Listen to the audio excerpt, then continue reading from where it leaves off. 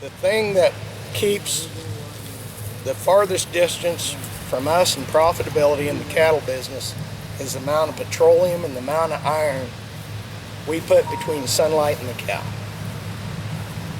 And so my goals here when I started this operation is I wanted to graze year-round, feed no hay. And my second goal was to leave the soil in better shape than when I bought this place. So what we're looking at here with the pit is to find out if I'm meeting my second goal. Am I making my soil better over time? We took soil core from right across the fence here. We took soil cores from several of my neighbors here, trying to get a comparison between the profiles, between where I've been planting perennial grass, where I've been doing no-till and grazed cover crops, trying to see if we are affecting the soil. The idea behind the Gamagrass.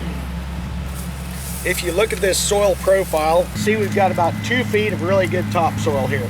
This is a Crete silt loam, and this was continuous corn on this field since '58 when I bought the place. And this Gamagrass was planted in 2005.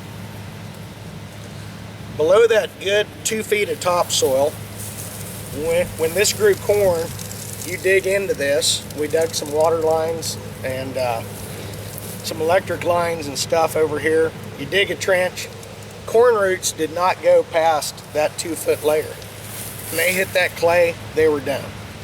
So essentially, the land that I bought here, I was using the top 2 feet and that's it.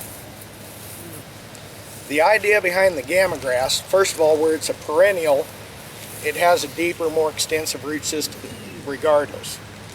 But it also has a tissue in its roots called parenchyma that means it's hollow. And it will snorkel air like a lot of wetland plants will, cattails, so forth.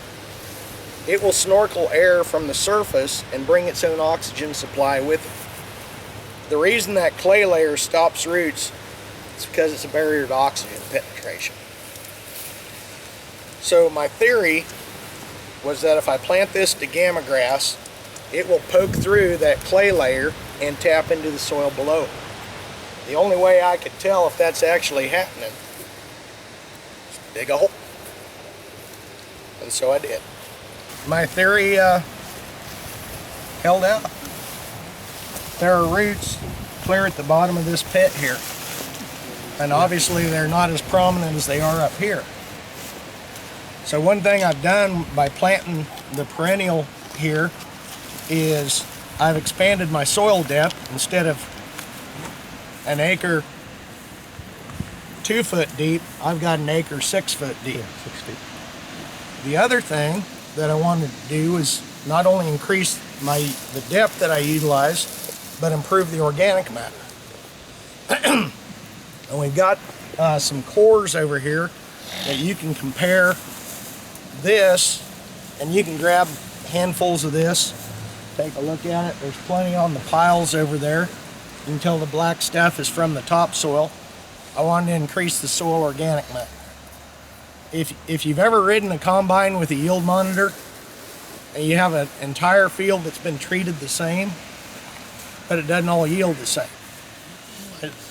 I did raise a few acres of soybeans this year on a farm I just bought. Haven't planted to pasture yet. Yield monitor went from 0 to 84. And I did everything the same.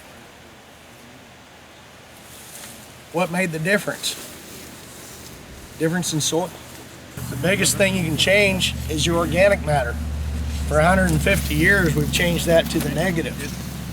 But with things like no-till, cover crops, planting perennials, managing manure, you can improve that organic matter.